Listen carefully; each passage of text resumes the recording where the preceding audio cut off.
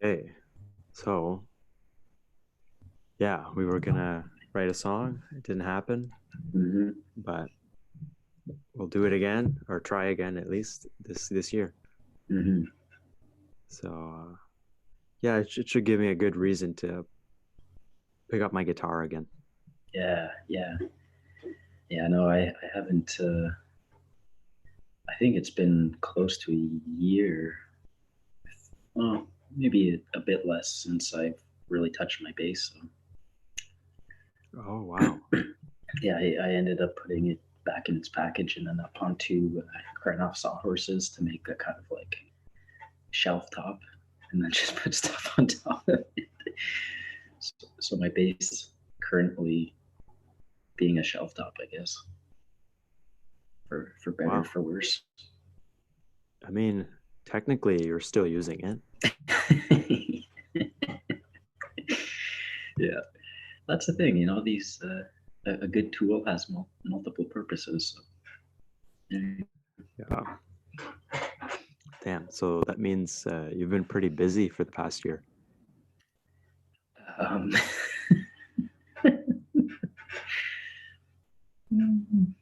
I mean, to some degree, yeah. Yeah, Uh, I don't know. Just, I mean, busy with video games. Yeah.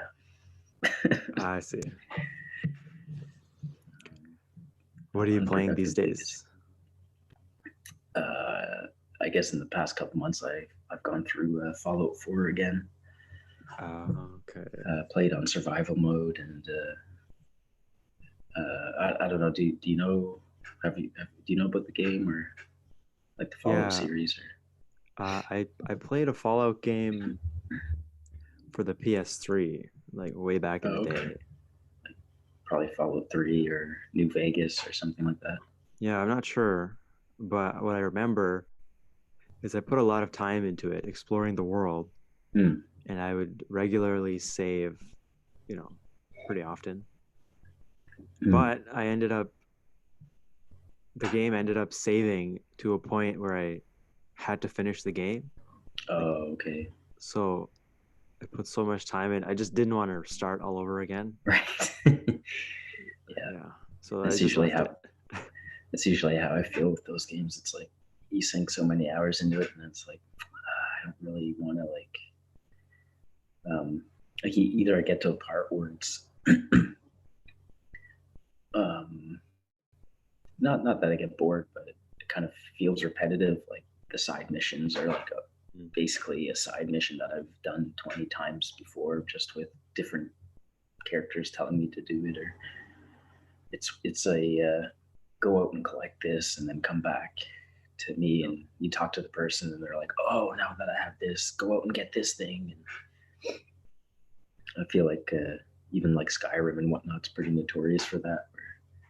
Mm. It's like these side missions that basically you just have to run around the map, going to random locations, collecting some random item, and then going back and then repeating that. It gets kind of tedious after a while. Yeah, my first real memorable experience with a game where you have to explore the world was way back in the day for PS2 for Mm. the Jack and Daxter series, Jack 2. Oh, Jack and Dax. Yes, those are classic. Oh, And the first game was really good, and yeah. then the second one was darker because you had Dark Mm. Jack. Yeah. And did you play the third one I did, yeah, with so the light and dark? And oh man, yeah, in the I desert, yeah, I man, played so many hours with those games. that and the Ratchet and Clank series, Yes. two of the most memorable series of games that I've played. Yeah, I agree. Yeah, I mean, those were childhood classics. Yeah. yeah, like the Ratchet and Clank games. I don't know. I just remember it being funny, and you get to go around different worlds collecting gold bolts or platinum bolts. You can mm, uh, replay the game in God mode, and I don't know mm, what. It was just really fun. yeah. So right now, I don't have a console game station like a Mm, PlayStation or an Xbox. But if I get a PS5, I'm gonna have mm. to find a way to play those again. Yeah, yeah. So far, well, I haven't actually checked, but I don't think they're on Steam. So Mm. that would be, I don't know. If they do ever appear on Steam, then I would seriously have to consider getting them. Right. Man. But yeah, no. So Fallout 4, that was it's a big game, but and of course one of these games that I get lost in. Like end up going to work and then coming back home, and then it's like spending hours playing it. Do that for weeks and weeks. Yeah, man. I believe you that it's a huge time sink just from playing. I'm Yeah. pretty sure it was Fallout 2, but I'm not 100% Okay. sure. Fallout 2 is like isometric, or basically like bird's eye view, similar to like Diablo 2. Okay, It was an older one. It may have been Fallout 3 because that was one of the first ones where it was like a third person, or you could go into first person view. Yeah, maybe it was Fallout 3. What I remember is I think it was set somewhere in California, and Oh, in the desert, or yeah, and with the the apocalypse happened in the 50s or 60s, so they would only play yeah 50s or 60s music. yeah. Okay. But was there like the kind of like casino area, or Yeah, I okay, remember a casino. that was New Vegas. Oh, okay. Fallout New Vegas, because the Fallout 3 takes place in Washington D.C. I think. Interesting. Anyway, my memory's really, I have no idea. It was a Fallout game. Right. Yeah. No, that one was a good one. I played it. I sunk a lot of hours into Fallout New Vegas too. Yeah. I mean, they're definitely fun. Yeah. Just nowadays, I'm just afraid to pick it up again because, Yeah. like it's a time sink. It's a huge time sink. So Yeah. if you want to just, sit on the couch and just zone out, I think it's a good way to do it. Mm. But Yeah. then you don't really end up doing anything else. Yeah. Well, that's it. And it's like, I don't know, I kind of justify in my head, like, well, I've worked all day. I come home, I just want to decompress. Yeah. And it's like, yeah, that's, reasonable to some degree, but also I could decompress doing other things that are maybe more productive, or will, it's not as exerting, but still developing skills or something like that. Yeah, I mean, I think it's. Well, what other option do you have? Well, I could be using my base for its proper function and not as a shelf top. Or even things like going out running, or I don't know, there's eating properly. There's everything basically. Anything else? Right. Um, I feel you. I have the opposite problem though. I'm always taking on a lot. So uh you end up doing a lot of stuff, but you don't really I'm not sure if I'm doing everything well. I just like getting things done. So for example, I want to write blog posts for my website, scout for jobs, watch movies, TV series, do some stuff around the house. So you can get all that done, but doing that repetitively day after day, then you get exhausted. So I'm always going through a cycle of do as much as possible, and then, oh man, I just can't. No, I feel that too. Just in the past had moments where I'm working a lot, and then it's like a crash. Typically, it's that crashing point is when I end up returning to things like video games that are just like whatever. I just want to like not think about anything. Yeah, it's a good reset. Yeah, Yeah. but I don't know. I remember talking to my brother because I would beat myself up constantly for playing video games or Mhm. watching TV, not being like productive. Mhm. And I remember talking with my younger brother, and there's kind of it's almost as if there was like this um, moment of acceptance where it's like, well, I think video games are just going to be part of my life. You I or could, him? me. It's Oh, like, okay. well, I guess we both agreed about it. Okay, okay. Like, I could continuously beat myself up over how I'm not being productive, or Mhm. or I could just enjoy it, and that's Yeah. that. Like, Yeah, man. I remember a point in high school.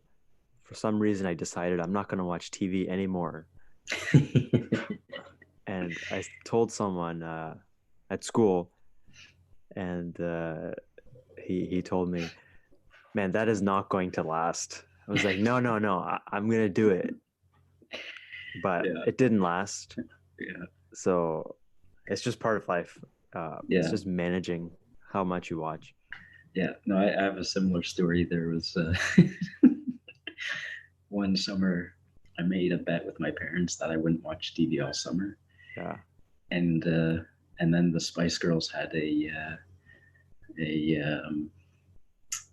like a live concert showing on like CTV or CBC or something. It must have been CTV. I don't think CBC would have aired that, but and then I just begged my parents, like, "Oh, I just want it just this one time." They're like, "No, if you watch it, then that's it. The bet's over." And the bet was like, I would get $300 or something like that if I. I was like, "All right, whatever. I'm watching the Spice Girls." How long did you last? Oh, I don't know, maybe in a month. Wow, that's impressive. How old were you? And uh, I was must have been like somewhere between grade 6 and grade 8. Man, No, that no, it would have been earlier than that because yeah, probably somewhere between I don't know, grade 3 and grade 6 maybe. man, that's for someone that young to go a month without TV for $300. That's like going a year without TV for $10,000 right now in today's Yeah, 2021 but timeline. to put this in perspective, I think it also included video games, but in terms of TV channels, like we don't have CBC and TVO, like Uh, we we didn't have any satellite or cable, or so it's not as if I don't know. I was I mean CBC had their kind of their after school TV segment, mhm. and then the news would come.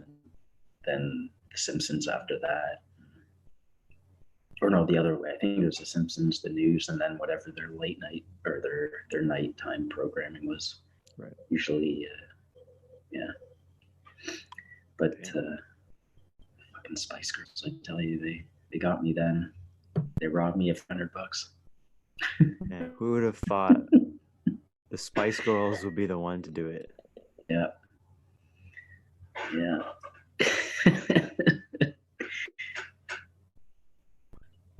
I think for me it was the TV show Chuck. Do you remember that?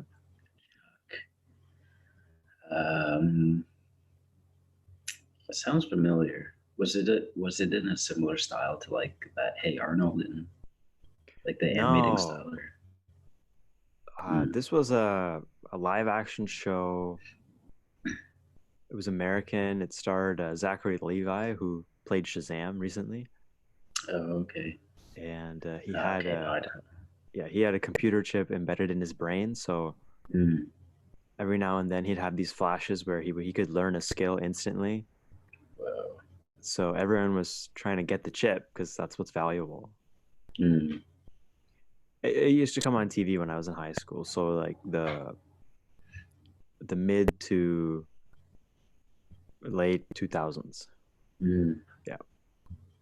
mm. Damn, yeah, it sounds like an appealing concept.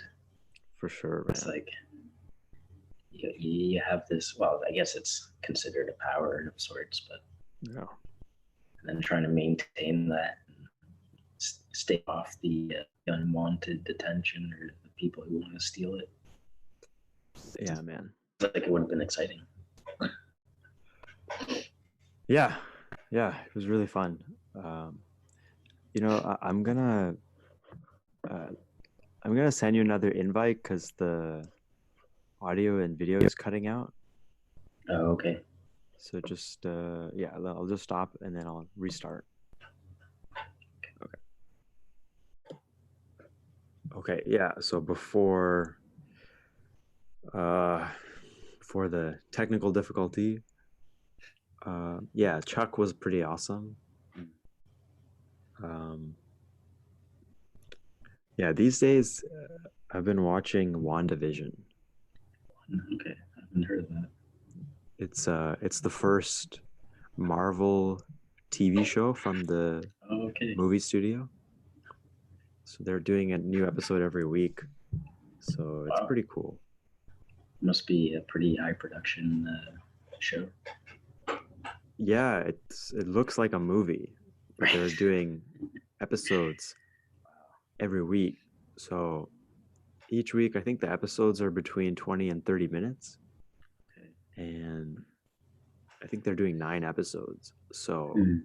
it's gonna be like a 3 to 4 hour movie, basically. Whoa. Nice. Yeah. Yeah. Yeah, I've seen like actually a couple of good shows. A couple of friends or a few friends of mine and we've been getting together every Saturday and watching an episode of Lovecraft County, eating pizza and then playing video games after. But Lovecraft County so far it's a pretty good show. I guess it's like loosely based on H.P. Lovecraft stories. Man, Um, is it an anthology? no, we're still in the first season, but so far it's like a linear, or there's like a linear storyline, I guess. Oh, okay. I mean, it does jump between different time. It isn't like linear in the sense that the story is constantly progressing in a chronological fashion, Mm-hmm. but it's just like a singular storyline, I guess. Man, I recently saw Color Out of Space. Color artist is that a H.P. Lovecraft base?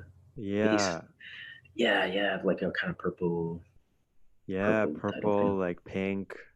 Yeah, the guy who did the soundtrack, Colin Fisher, I think.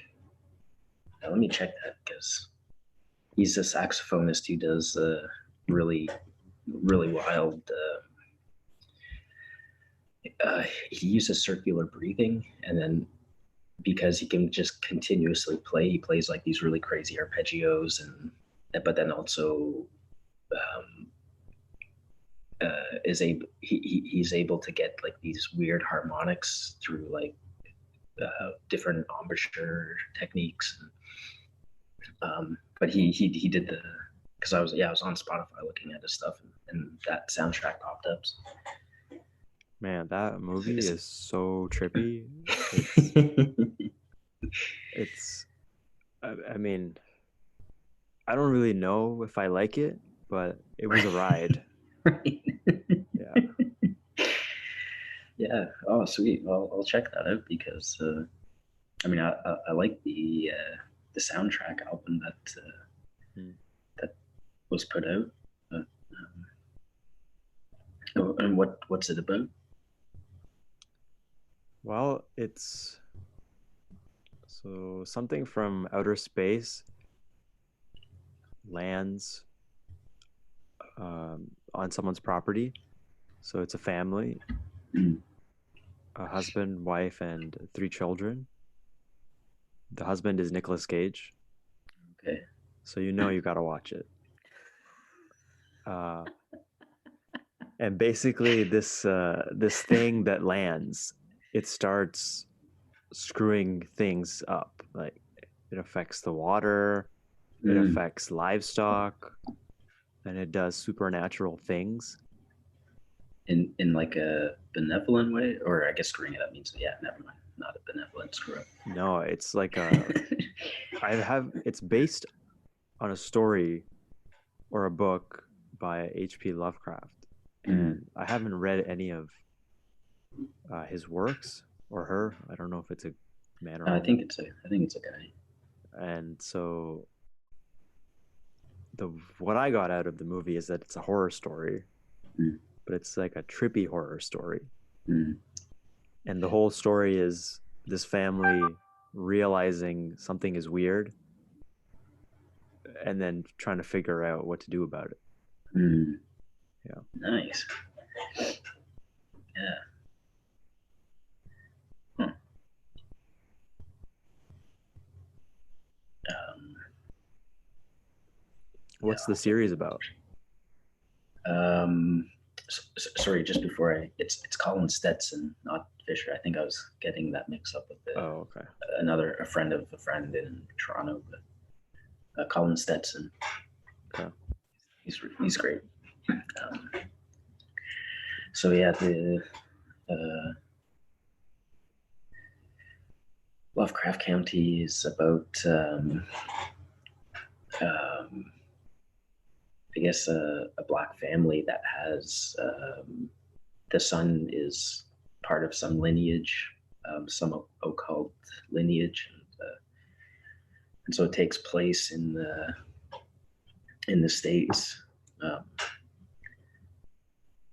I don't actually know exactly where in the states. I know they've showed throughout the show like um, where it happens, but I think it's more like central southern states, I guess. Okay. Um, basically, at a time when, or yeah, around the Vietnam War actually, because the main character, like comes back from the Vietnam War, and so it takes place after that. But just like huge racial prejudices, and so that kind of gets tied into the story because it they find that he's a descendant of someone from like was it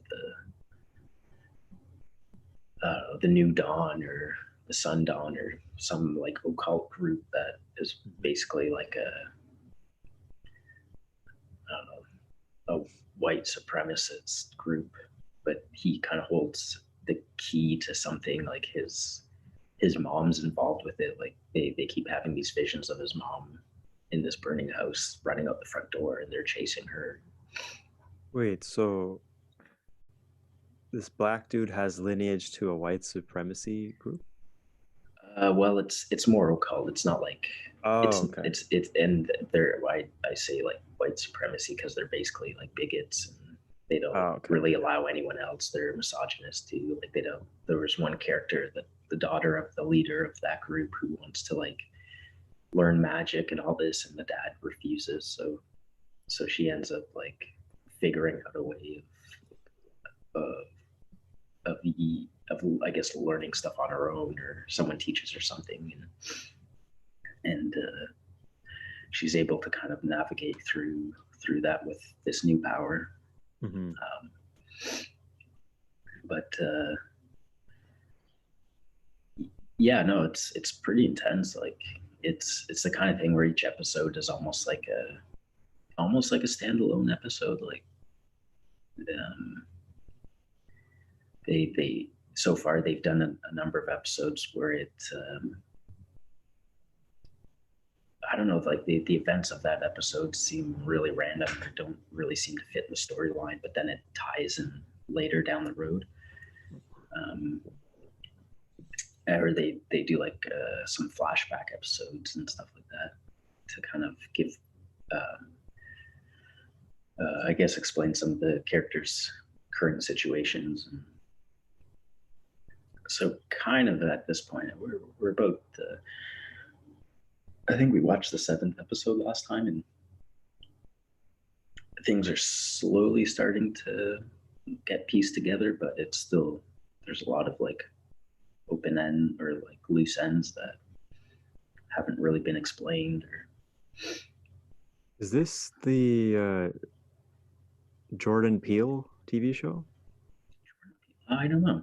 I honestly don't know who directed it. I'll check. He's the guy who directed Us and Get Out. Oh, okay. Um, I don't know. I'll check. Because Us and Get Out, I Get Out was good. Mm-hmm. Us, I don't know how to feel about Us. Was that the one with the like like weird dead Yeah. doppelganger? Yeah, that was a weird one. I wasn't sure so sure about that one either. I think, yeah, the first watch for Get Out, and I only watched it once, was good. The first watch for Us was weird because I didn't really get it. Right. Yeah, But, no, yeah. it was. I've only seen either of them once. Yeah, he is one of the writers. Wow. Misha Green, Jordan Peele, Matt Ruff, Shannon Houston, So what Kevin Lau, is this Wes on Taylor. Netflix or where is this? Yeah, I think so. Okay. Gonna have to watch that. Or sorry, HBO, sorry. Okay. Michael K. Williams is in it. I don't know if you've watched um, oh god, what's the name of that show? Wire? The Wire. Yeah. No, I haven't. The guy. Oh, okay. I know who he is though. I've seen Okay. him before. Yeah, he I think he's one of the best characters in that series. Oh, He yeah, does a good job in this one too. I hear good things about that show. Yeah, I remember watching it about 10 years after it came out, and I'd heard about it, never seen it. I was like, holy Christ, this was amazing. I don't know how I'd feel about it watching it again now, but I remember being pretty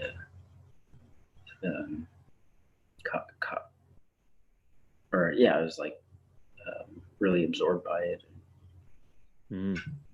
binged it. Okay. Yeah, no, it's a good show.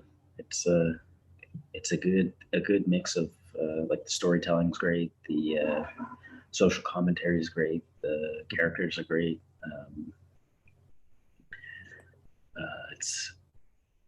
It's strange enough, but not too strange. You know what I mean? Like I've seen some really strange things that kind of leave you feeling dazed after watching it. Like I don't even really know where I'm standing right now. Whereas that is Color Out of Space.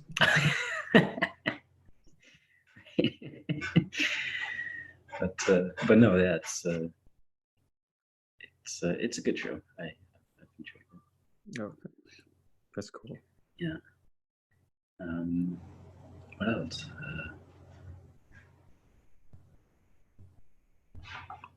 I watched a show called Altered Carbon. Is that? Yeah, it's on my list. Yeah, like cyberpunk-ish kind of. Yeah. Yeah, that one's cool. Like people kind of get downloaded into these, or their consciousness, I guess, is put on these little, I don't know, like star-shaped discs that get inserted into the back of a neck, and so I forget what those are called now. I just finished watching it. I can't remember. But Yeah. but basically, the body is like a sleeve. So Yeah. these people, like these characters, jump around different sleeves, different bodies. Man, have you noticed that so many shows are sci-fi shows these days? Yeah. Like, I just watched the new season of The Expanse. Okay. Have you heard of The Expanse? No. No. Anyway, it's based on a book series. Okay. The idea is a couple hundred years in the future, you have Earth, Mars, and a collection of outer planet stations as three big governments. Mm. And they're constantly in a state of Cold War. Okay.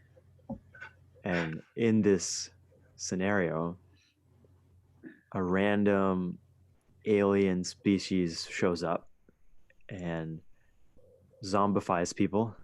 Okay. And then everyone's trying to get to this technology to use it Oh, of course. to be the alpha in the solar system. And it's The really zombie good. master. Yeah. Sweet. Expanse. But I would be careful if you want to watch it because it's 5 seasons. Okay. That's no problem.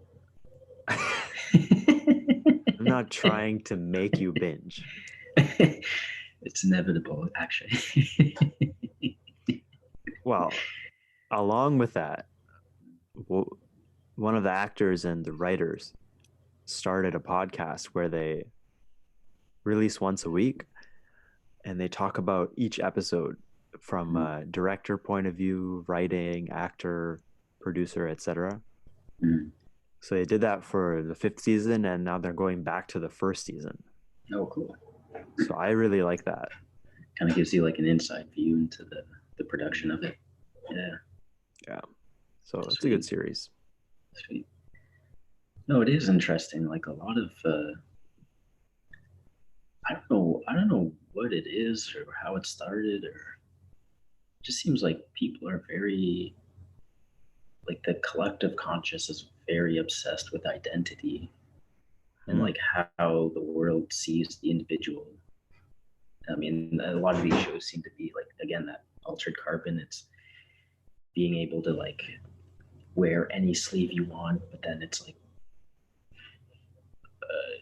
they know who the true self is by like, oh, I can see it in your eyes, or like there's something about the character, even though they're a completely different body. It's like, I know who you are inside that body, so to speak.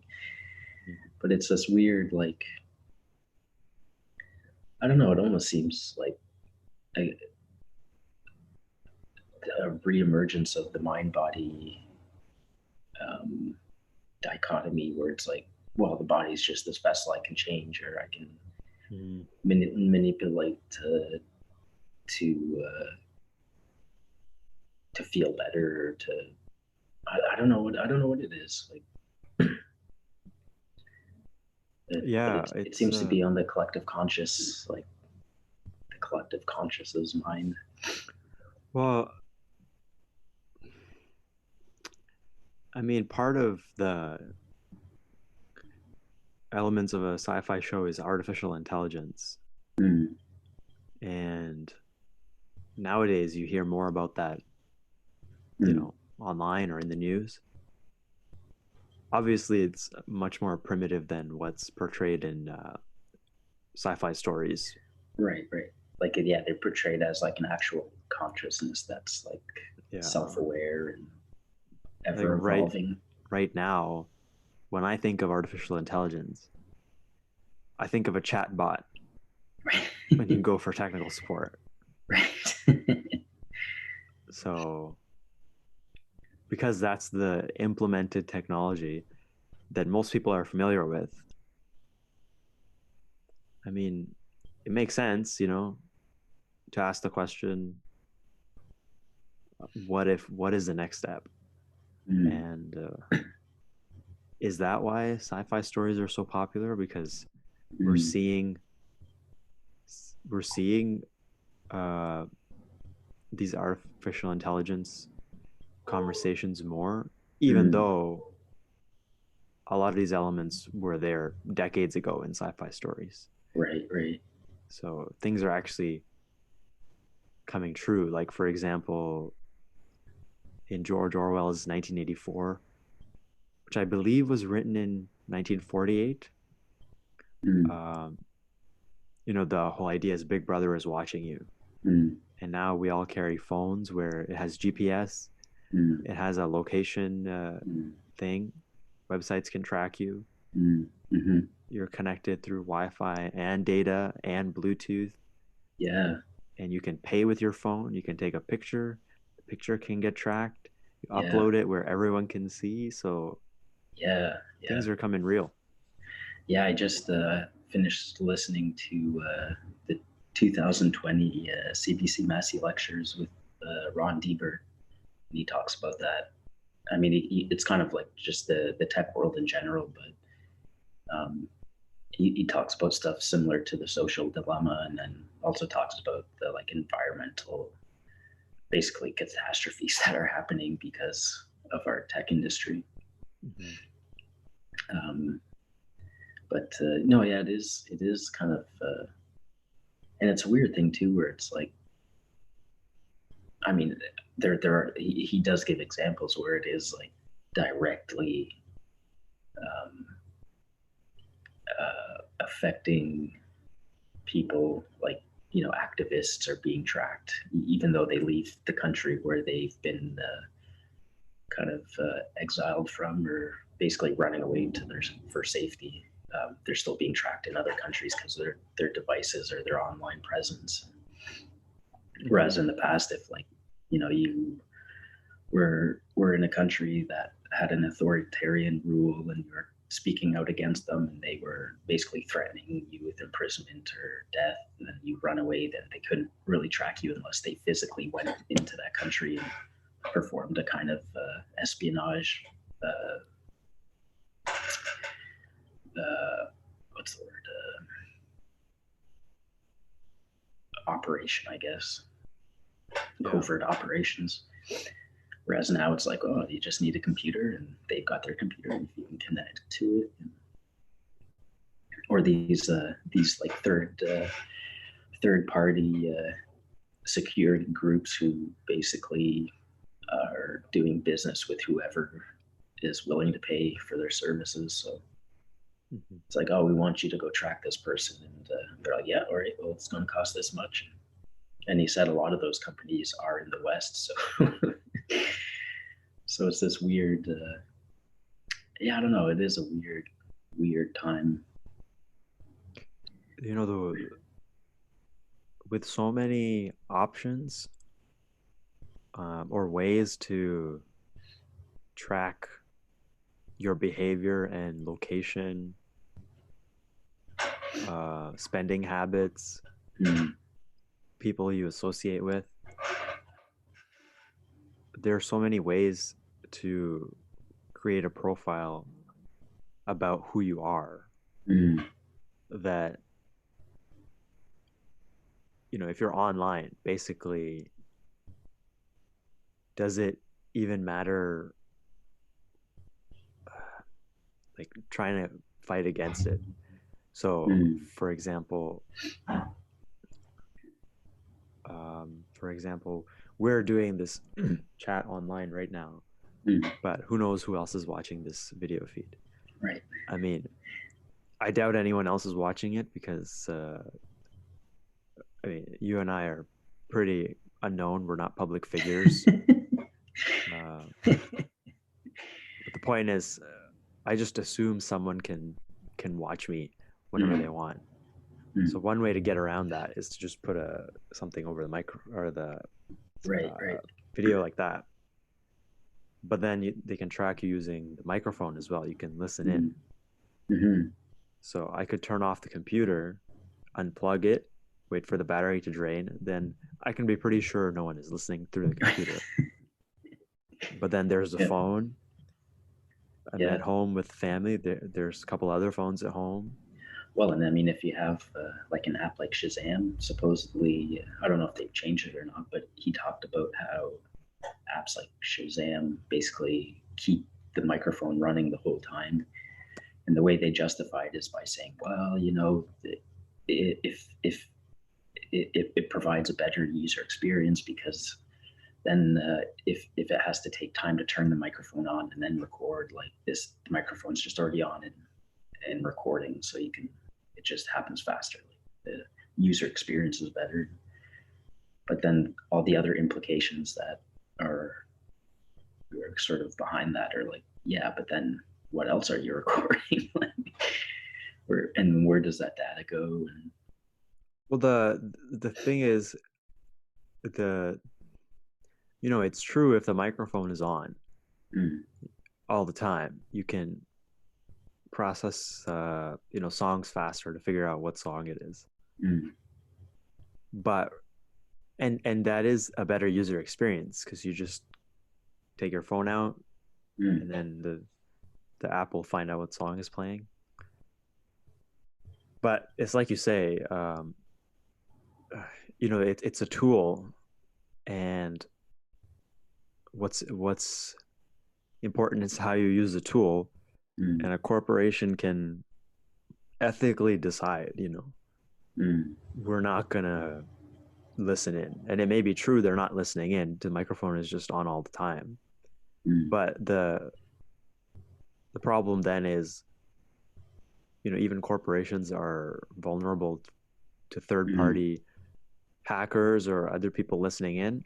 mm, So just having that tool out there, and just having a microphone on a phone means someone can listen in. mm, Obviously, I don't know how likely that is or who could actually do that. mm. I'm assuming there's a very small subset of humans on Earth or even corporations that can actually do that and not get caught, for example. Or even if they Right, get right, caught, it might be tough to do. right. But the option is there. So Yeah. it's like, as if you think about just a kitchen knife. I mean, I use it to cut food and vegetables and fruits, Mm, but it's still a weapon. right. It's I'm not gonna just go around stabbing people, but Right. Yeah, or who's to like you take a say bus ride someone else somewhere. won't do that? Yeah, exactly. Right. It's like you're kind of putting your hands into someone else's, or you're sorry, you're putting your life into someone else's hands. Yeah. Um, and there's a level of faith, I guess, that's involved with all these things. Like you kind of just have to have faith that, well, it'll work out. And I mean, to more, well, as a user who wants to use these applications, I think you have to have a level of faith that they'll, or you have to believe like, oh no, they're not going to use this stuff for malicious intention. But then when it does happen, it's like, well, what the hell? Like I thought that, and it's like, I don't know. I mean, I think of it more like there are so many people that use phones and apps that the option of just turning off these features is it's not an option because Mm, it's part of life. It's convenient, and going backwards is never something that people want to do. right, Like, right. Well, I think that's an interesting thing. It's like yeah. because it's almost as if convenience has become the new necessity. Like, oh, things just have to be more convenient. Things have to be more convenient. Mm-hmm. And I get this even. I mean, even in the in the construction world, it's like, you know, think about it. 200 years ago, like people were taking their time to manually cut, chisel, shape these materials in order to install them, and you would have like, a huge crew of people working, and now it's like you're expected to do the job 100 times faster with only 3 people, and it's supposed to be like perfect, perfect, perfect, and everyone's paying good money for a product, and oh fuck, I don't know. It's just like this expectation that's like, well, if it's faster and more convenient, then that's progress. That's the way. Like that's how it should be. You got to go that way.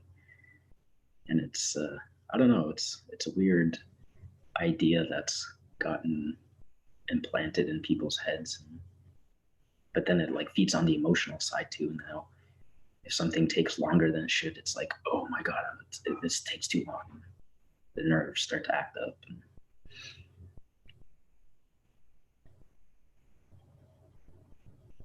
Oh, sorry, actually, I can't hear you. Oh, sorry, it's still muted. I just muted the microphone because I had to cough. But I guess I didn't unmute it.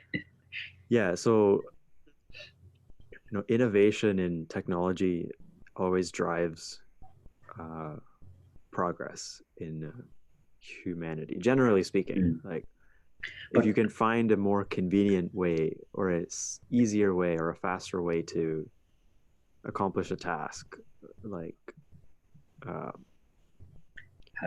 I don't know, like identifying a song playing on the radio. It's not a great example, but then it makes things easier. No, it's a terrible example. Never mind. Well, I don't know. I think I know what you're getting at. Let me think. So, okay, so let's see. Cars, right? It's a step up from horse carriages. Sure. You get somewhere faster. Arguably, it's safer because you're enclosed. I'm just comparing cars nowadays to back then. Right. So you have more people that can get places faster. You can work. You don't have to work right next to where you live. And this means you have more businesses that can create stuff. Then people can buy stuff. When people buy stuff, you have more money, so you can innovate more. So it's a driver, but like how long can you keep? Like, where's the ceiling? I don't know the answer. Right.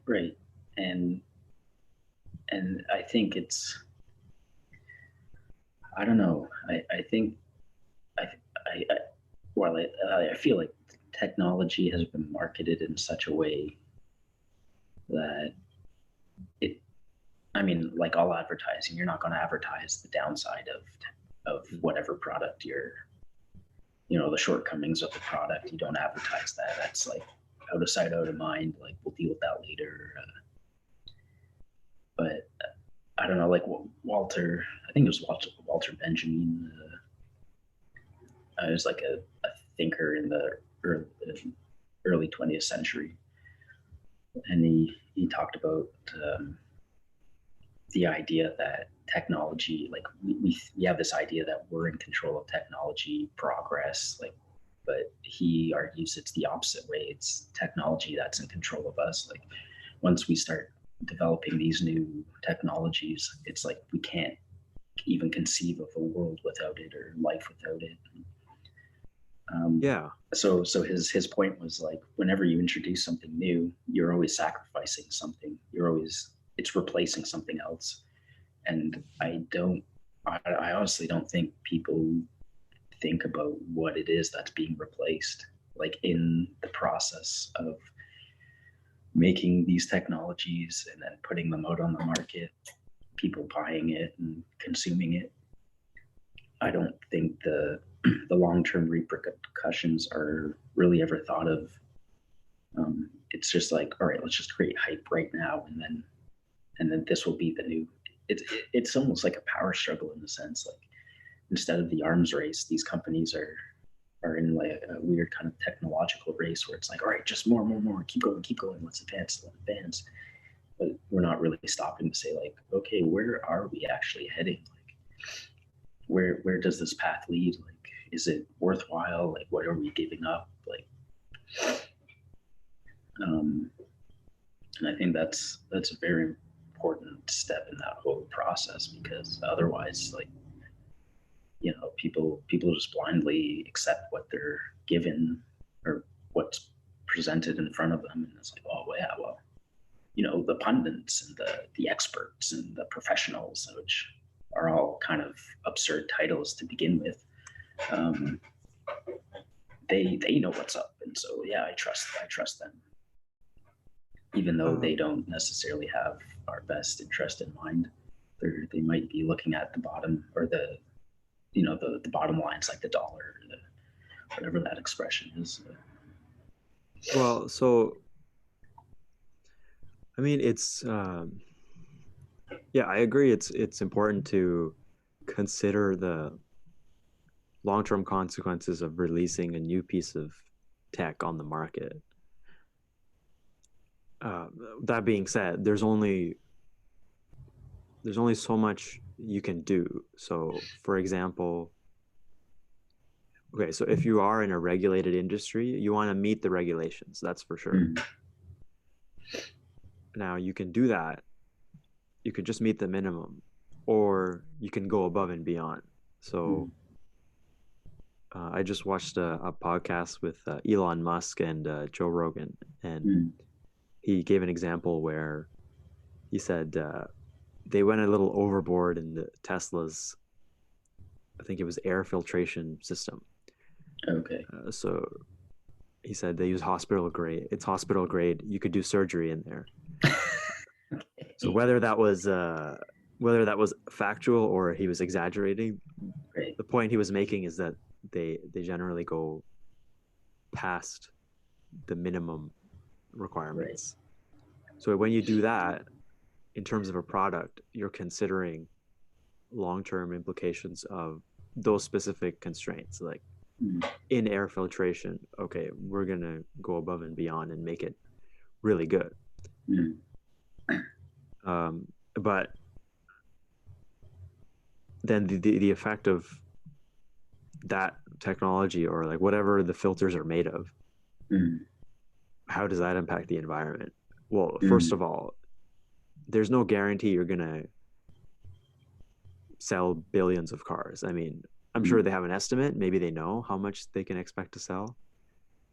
But over time, let's say you have billions of people using the cars, or even millions.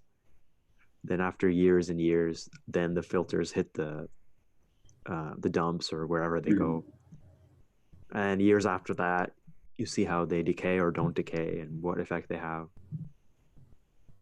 So it's interesting how we always want to think long term, but we're always going to be doing something that's going to negatively impact us later. But Right. we don't really know what that is. We know what some of those things are, but we don't know. We can't always predict future problems. So Right. Right. yeah, that's one of those things that I guess it's a trade-off, that what you don't know the impact of something. Sure. Yeah. Yeah. Yeah. I see that. Yeah. Um, I don't know. I guess I just feel maybe I don't know. Maybe my like idealistic side just wants companies and corporations to be honest about you know, which obviously in this economy doesn't really work because if you start like advertising the shortcomings of the product as well, then it's like, well, who wants to buy that? Like, you got to make this product look like sunshine and rainbows and happy ever, you know, happy ever after living and um, But the good thing is nowadays there's a whole community of reviewers. mm, So you can go to some trusted reviewers who will look at let's say like an iPhone and compare it to a Pixel versus a Samsung, and they'll tell you right, if you want an affordable everyday phone that you just use for calling and texting, you should go with mm, this one. If you right, want to stream or play games, you should go with this one. So it creates the companies always want to market and sell, and mm, legally they have to meet regulations. So I mean, assuming you're in a regulated industry, mm, so you're always want to promote mm, what you want to sell. like like you don't want to sell a banana and then be like, this is the most delicious banana in the world, just ignore the brown part at the bottom. right. So yeah, I mean, should you advertise the drawbacks? I don't know. I guess it's not really done. No, I don't think it's. I've never seen an advertisement that's like, "Oh yeah, this is our product," and well, actually, okay, no, American pharmaceutical ads. There you go. Because they have to, right? That's the regulation. It's so absurd. It takes up like 3/4 of the advertisement. If you suffer from this, and this, consult your doctor if this has happened to you. Blah, blah, blah. They'll be like, this cream is great for headaches, but it can also cause diarrhea, your fingernails to explode, your arm might come off, you might have to buy another leg. It's like some ridiculous stuff. But I think to some degree that's kind of what I'm getting at with, like, I think advertising in general there should be something that's like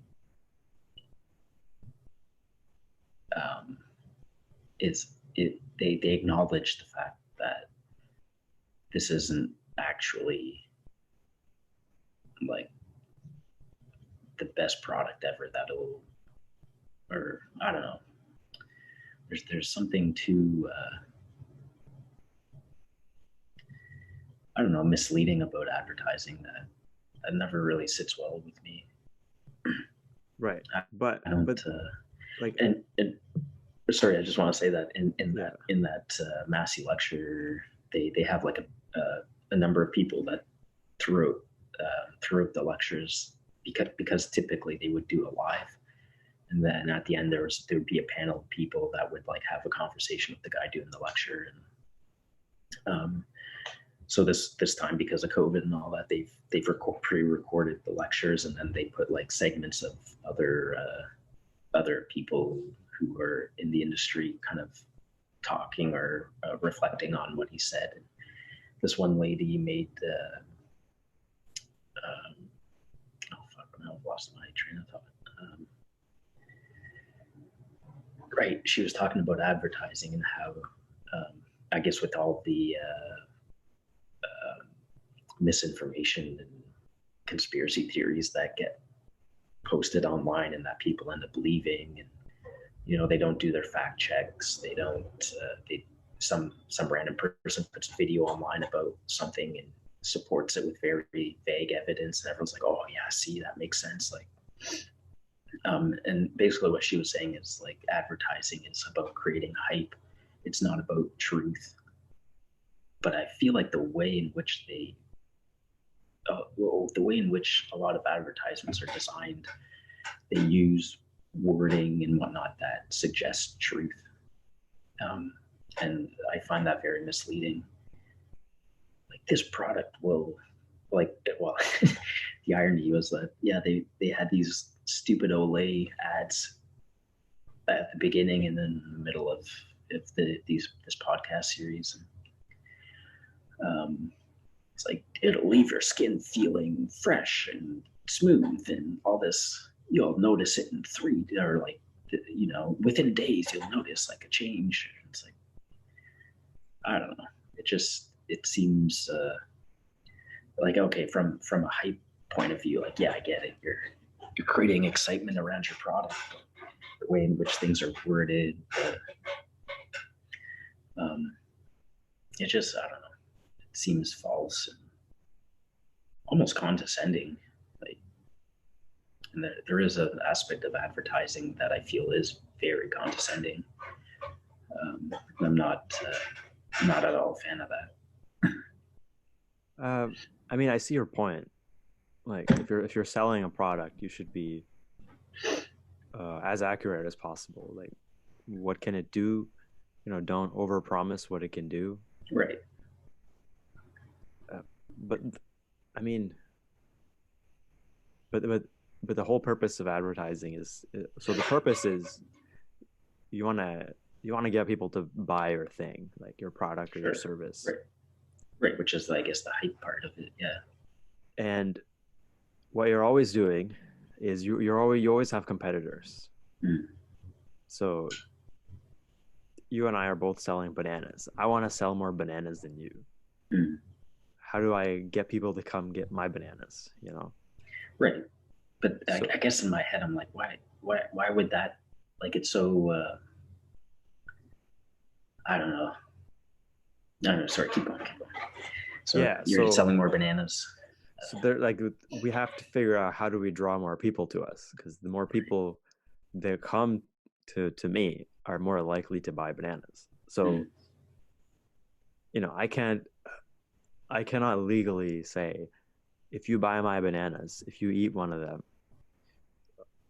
you're never gonna have a headache again for the rest of your life. So I can't say that. mm. But if I say, you come eat my bananas, um, you'll your digestion will improve. I mean, Right. there's some truth to that. Fruits Right. fruits are good for you. They can help improve your digestion.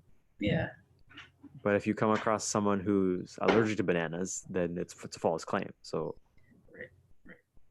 like, where do you draw the line? Like, how We're much, you know? we're saying like, oh, my bananas are more fresh than the leading competitor's bananas. It's like, hey, that's such a vague claim. There's no, we're like, where are their references or the, you know what I mean? Like, Yeah. where's the the fact check? Well, I Like you hear that wonder. all the time in the advertisement, Yeah. comparing it to the leading competition. Well, Like our product's better than the leading are there competition. advertising regulations that kind of outline that kind of stuff? I don't know. Okay. I don't know. It doesn't seem like, if there are, then it. I don't know. It's just, and I guess again, I got a very like idealized idea of how things should be or people should Mm-hmm. act, or, and in my head I'm like, well, the honorable thing would just be to like, yeah, I'm selling bananas. They're great. I really like bananas. You should Mm-hmm. try one, see how you feel. And the Right. whole idea of like using competition to further profit, it's like, it doesn't make sense in my head. I don't, like, if I'm Mm-hmm. making enough money to sustain my livable needs, like what more do you need? Like, Well, that's small business, man. Like, big business is, you wanna yeah. sustain your So needs, but you wanna do more. right. So at this point, then it's like this. The economy is driven by the ego and by insecurities, and is that like the kind of collective consciousness we want to foster? Like, Well, it I mean, seems to, what is the alternative, right? Like, when you have a goal or you're striving for something, isn't that better than just striving for contentness? um I suppose it depends on what the goal is, but Hmm. I mean, I think um, fulfilling a goal for the sake of fulfilling a goal, I don't know if that's not really a healthy thing either. Like, Hmm. it's the classic case of you know well, that weird balance between conversation and action. Like, I feel like there's a lot of people who are like, we gotta act, but they don't really have any idea what they're acting on. But then other people are just like, they talk and talk and talk, and they just talk and talk, and then don't act. And Hmm. um, I don't know. There is a balance, I guess, but I think at this point in time, with things moving as fast as they are, yeah, I think inaction is, almost a kind of like, um, I mean, I don't know if quietism is really the way either, but I think in in in spurts, like having like a kind of quietist mentality where it's like, I'm not going to pay attention to anything that's going on in the world other than what I need to do in the moment. Um, I mean, well, I think the quietist theory is, it has more to do with, traditionally, is more to do with like renouncing worldly goods and basically just focusing on the love and the intent of God. And so it's like, I'm not. I'm not saying that's what people should do, but saying more as a kind of a process. Like, yeah, I'm going to stand back and not engage in this absurd rat race. And I'm just going to actually, yeah, for 2 weeks, I'm just going to sit and not do anything. And then you'll realize, like, oh, yeah, I'm still alive, and things are still okay. I didn't do anything for 2 weeks. But because of the way that the I don't know, the economy and these industries are designed, it's all competition based. So it's like, oh no, if you sit for 2 weeks, like the competition's going to get ahead of us, and that we can't have that. We got to go. And then, I don't know. It's a kind of insanity, really. Like, Yeah, I mean, but there are people who just love competition. Like that's what they live for, man. that's true. That's true. I do. So Like when those I play people, soccer, it's yeah, yeah, I get it, but com- yeah, go ahead. I think it's like within reason though, like recognizing that, oh, I can turn this off. I can, and I think that's the issue when you can't turn that off. Then it's like, oh, then it's pathological. And like, so Right. I mean, but you can harness that. I mean, look at sure, Elon Musk or Jeff Bezos or Bill Gates. I mean, you don't get there unless you're obsessed with what you're doing. right, But it doesn't mean everyone's gonna get there just because they're obsessed with something. right, But they're just a small number of people who are extremely successful in what they do. Like even in I watch basketball, even in the NBA, which is filled with professional athletes who are the best of the best. There's mm, always a handful of people who are the best of the best of the best. mm, They're the ones who tend to succeed. So, I mean, I think that's just how it is. Like, it doesn't matter what you're doing. Someone's always gonna. A small group of people will always get to the best of doing that, and yeah, everyone else is. I don't know. I mean, it's inspiration for me to see someone who's very successful to right, always right, do better. But yeah, I don't know. yeah. It's but even that. It's I don't know. I like yeah. No, there's that. Like obviously, like there's all sorts of benefits and positive um, aspects to improving and being better. But I don't know. Again, I like a word like success. Like what in progress. There's it's I think it's viewed in a very narrow lens, and so how we understand those words, like, oh, this person's successful because, like, what defines the success? Oh, they achieve their goal. They've you know and that if that's how you define success, like, oh, a person who achieved their goal, like, well, to some degree, someone like Hitler was successful because, well, he achieved his goal. Like, Right, right. what does the kind of moral implications to success? Mm-hmm. Someone like Donald Trump, well, he was successful. He back in 1991 or whenever said was going to be president, and he was president. But is that a level of success that you want to experience or be a part of, or is that healthy for people? Like, Mm-hmm. um, I don't know. It's just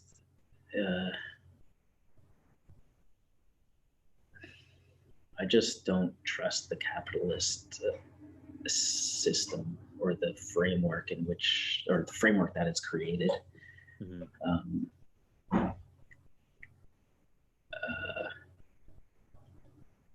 it, Well, the it, question always is, what is the alternative and is it feasible? hmm?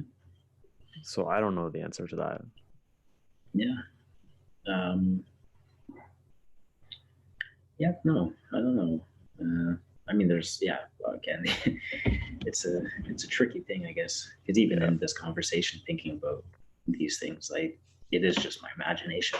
like going Right. off like, oh, this, that, I don't know. Yeah, And these then are my own biases, like, oh, I'm not a part of that success, so like, fuck that. Like, yeah, these are we're just talking, obviously. We're not mm, saying it should be this way or it should be that way. We're just kind of right, discussing ideas. So, right. yeah. And I guess as a counter thought too, because I think it's dangerous if people just assume like, oh well, this capitalist model, that's just the way it is. Like there's no other way about it, It's and then true. that in itself is a dangerous avenue because then no matter what happens in that realm of uh, the capitalist economy, competition of companies and businesses, people will be like, well, that's just part of it. That's just how it goes. Right. And so it kind of accountability, which I mean you see in the world today with a lot of these companies, like you know, accountability goes out the window. I don't know. It's just you know, it's a bit of a rabbit hole for sure. And the life is messed up, but life is also great. So, Mm-hmm.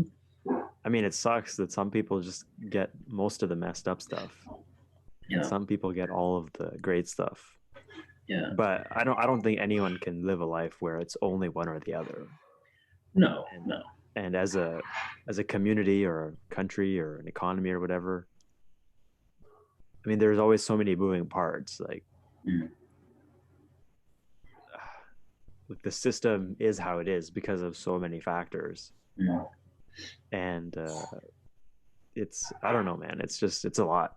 And mm, you I think changes are always incremental, especially with governments, unless like a government fails basically or mm. is overthrown, or I guess in times of war things are different.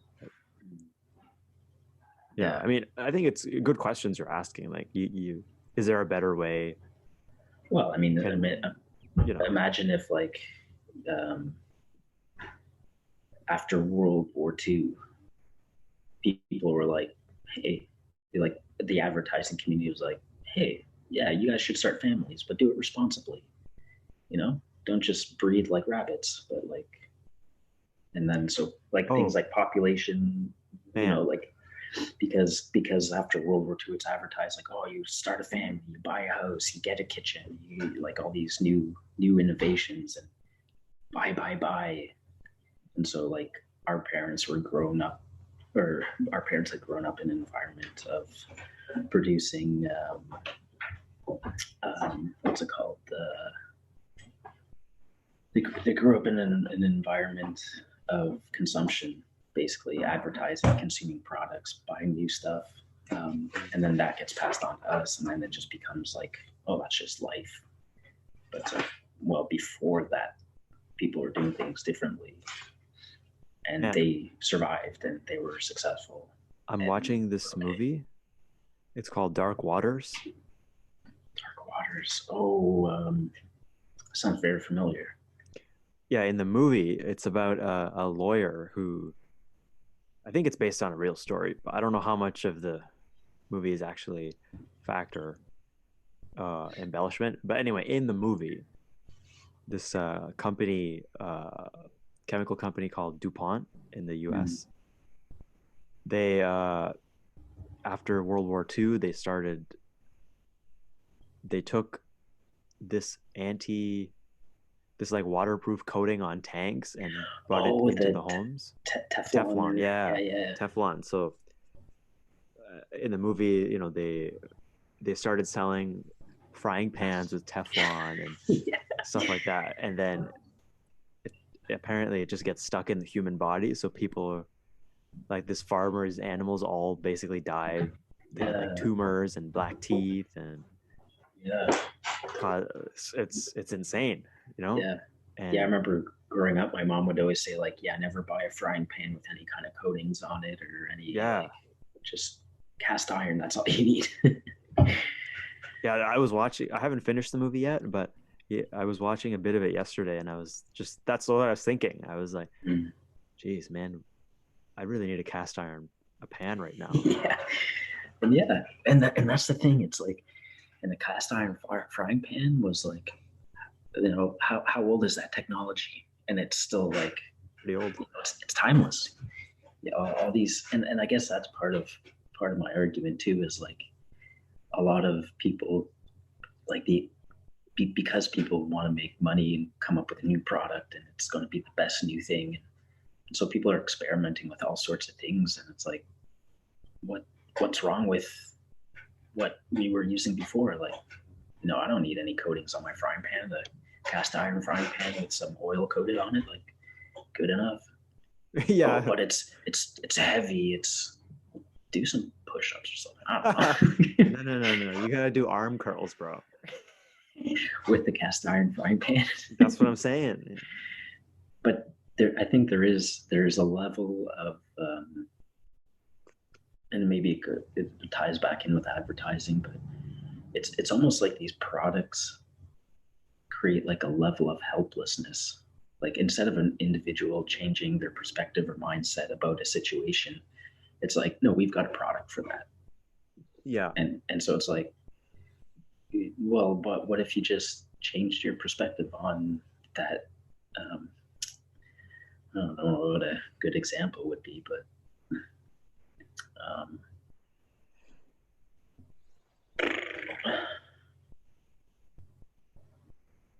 oh fuck, I don't know. Hmm. But yeah, instead of going out and buying a product that'll do something for you, if an individual sat for a bit, changed their perspective about what it was they were doing, and Yeah, realized, like, I have an oh, example. like, okay, go. So a few months ago, I bought this shield for my car windshield, the front windshield. So you basically just put this tarp over the front, and then Hmm. it has a flap on either end, which you put into the door frame. So when you close the door, it gets stuck. And the whole point is, when it snows, you can just remove the snow pretty easily. You just open your Pull door the and then shield, right? pull the flap out and do all that. I used it once. Like, I was like, oh, this sounds more convenient. I used it, and do I need it? No. I mean, is it more convenient? I actually don't know, because I've only used it once. But it's a product that exists, that's no one asked for, as far as I know, but Right. people are just trying it out. Like, oh yeah, it's a good idea. Right. There are a lot of those products, right? The best products are like the best products are products that everyone uses, but nobody knows they wanted. Mm. But there's a lot of products that everybody that people think everybody should use because it's more convenient, but nobody Mm. wants that convenience too. So Right. anyway, that's one example I thought of. Yeah. Um, well, even again, like, communication technologies, it's like, well, they're faster, they're better, it connects people, and what they're finding is it doesn't actually connect people. It's like alienating people. It's creating polarization, and so it's like, people justify having things like Facebook because it's like, well, I can connect with my friend on the other side of the world. And in my head, I think, why don't you just get their phone number and call them? Like, Mm-hmm. oh, well, no, and photos too, and this and that. It's like, all right, put photos in a letter and send it off. Like, oh, but it takes so much time. Like, all right, wait. I don't know. Like, so it's this perspective that, like, well, no, Yeah. that's not as good because it's more time. Um, and so I think convenience is the commodity, and convenience is not necessity. It's a luxury, and so we have this economy based on luxury that becomes necessity out of a kind of like, people becoming used to it and then assuming that it's necessary. It could get so intertwined in their life that they can't imagine their life without it. And I think that's the issue, in a sense, because it's not, I don't know, it's not based on actual necessity. It's based on convenience. Well, okay, so let's like take let's take a longer look at something. So like, let's say over 100 years, right? Or Mm,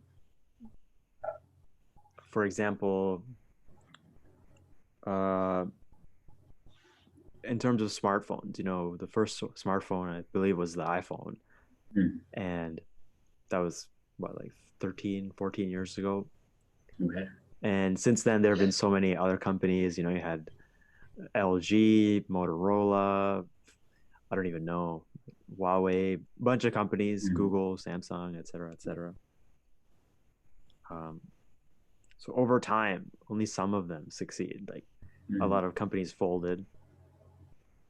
Or get bought So out, or yeah, or get bought out, yeah, exactly, yeah. or merge or whatever. So over time, the product itself is kind of reaches a steady state. Like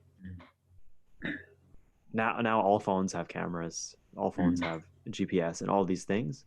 So over time, you can expect something from a certain device.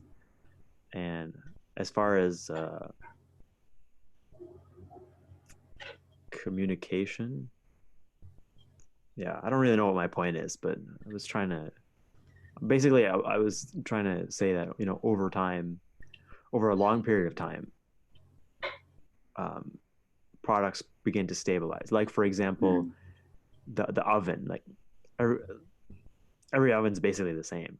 You mm, you want to bake stuff, and then on top you want to cook stuff on the burners. mm. Like I don't see too many fancy things. So Right. when the products begin to stabilize, you can figure out I see. with Yeah, more yeah. certainty what is safe, what is not safe. Right. Um, but along the way, like the whole Teflon thing, like you might end up killing people, or at least in the movie. I mean, I'm not saying Teflon kill Right. people because I actually don't know. I Well, just, I think it is. It was a carcinogen, whatever causes cancer. yeah, It's a that's the idea I carcinogens. got from the movie. Yeah, Yeah. Yeah. No, that's. Oh man. Yeah. So when you said dark water, what I was thinking of was I think they're called Blackwater. It's basically like a private U.S. mercenary company. oh wow. That's what I was thinking of. I was like, oh fuck, that's scary stuff. Supposedly they have more buying power than the U.S. Army does. Shit. Yeah, yeah, it's Anyway, nuts. I gotta go, Kiefer, but it was Oh, really okay. good Oh, thanks a lot. Actually, doing it this was. again. I don't know Um, why, but every time we talk, it always starts like, oh, how's it going? How's life? Then it goes super abstract, and then it comes back a little bit to reality, like, but it never comes back all the way. yeah. Wow, that's a little slice of my life. Not quite coming back to reality. I mean, it's cool. I love these talks. Oh, thanks. No, I enjoy them too. It's I don't know. I do have to keep myself in check though, because a lot of the ideas or things I say, it's again not really founded. In, it's like I haven't really done my research. A lot of it's hearsay. It's emotionally based, or I don't know. I'm supposing things. And you need someone to check you, just hit me up. All right. Yeah.